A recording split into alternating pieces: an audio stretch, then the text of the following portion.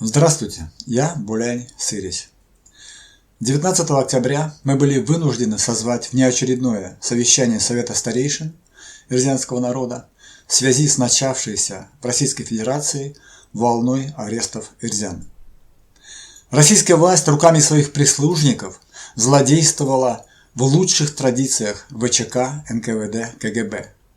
Вырывались в дома и квартиры ночью, в масках, с автоматами, не обращая внимания на то, что все, включая детей, спали. Эрзян практически с постелей везли в Саранск. Сегодня известно о задержании 1,5 десятка человек.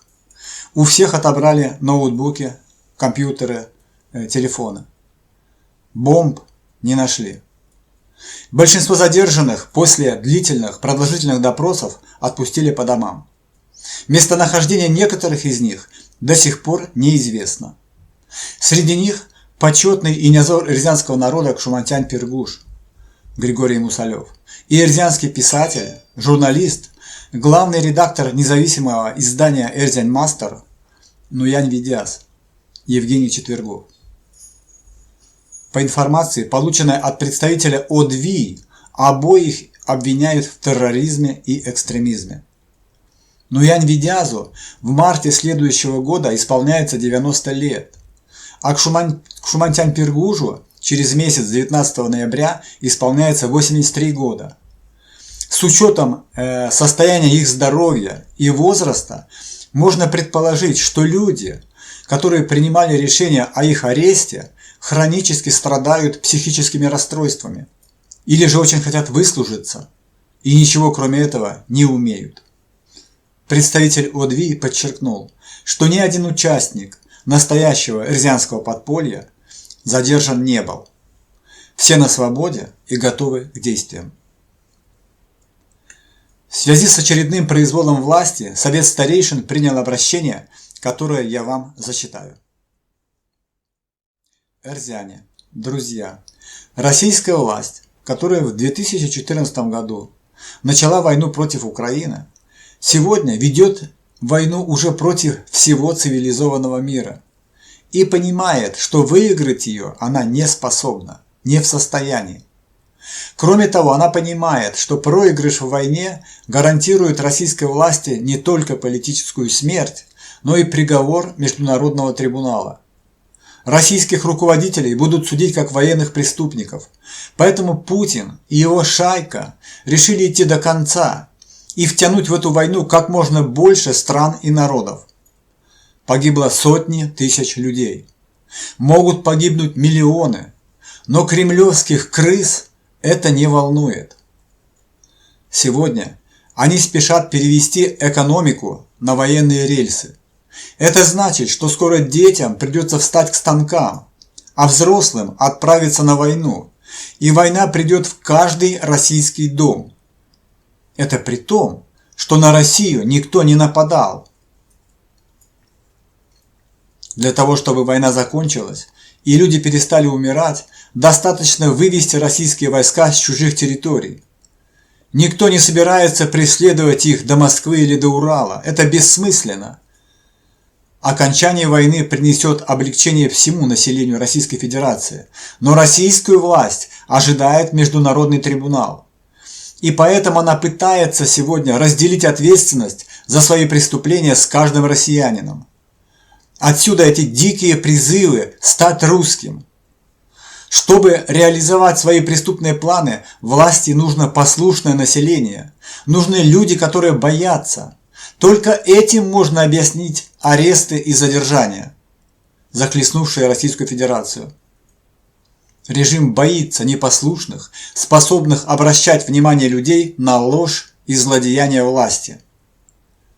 Мы обращаемся к тем, кто испытал репрессии со стороны силовиков. Не бойтесь. Во-первых, вы ни в чем не виноваты. Желать продолжения жизни для своего народа, сохранения своего языка не преступление, а достоинство. Желание быть свободным не преступление. Это природное качество человека. Оставайтесь людьми. Во-вторых, власть сама боится И своим страхом вы подпитываете чувство безнаказанности палачей. Они боятся гордых людей. И в-третьих, эта власть не навсегда. Пусть господствующий режим сегодня и кажется несокрушимым. В развал Советского Союза тоже мало кто верил. Совсем скоро справедливые народные суды привлекут к ответственности тех, кто сегодня пугает ваших детей, допрашивает и судит невиновных. Мы обращаемся ко всем народам, которых сатрапы принуждают исполнять московскую волю. На самом деле, Москва и ее прислужники на местах боятся нас. Мы та самая игла, в которой заключена смерть российского Кощея.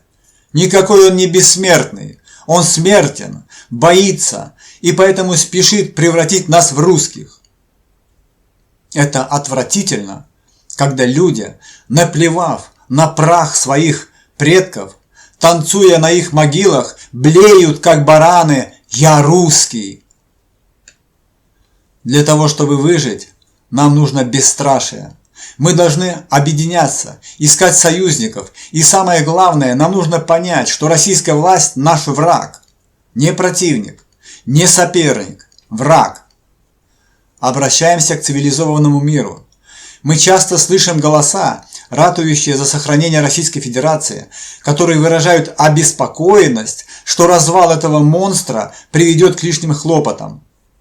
Вы обеспокоены судьбой палача. А как же демократические, общечеловеческие принципы и ценности? Как же всеобщая декларация прав человека? Россия развалится все равно, и это будет скорее рано, чем поздно. Но мы осознаем, что и хватит времени, чтобы успеть уничтожить многих из нас. Ваша обеспокоенность не распространяется на бесправное существование миллионов нерусских. За последние 10 лет только Эрзиан стало на 200 тысяч человек меньше.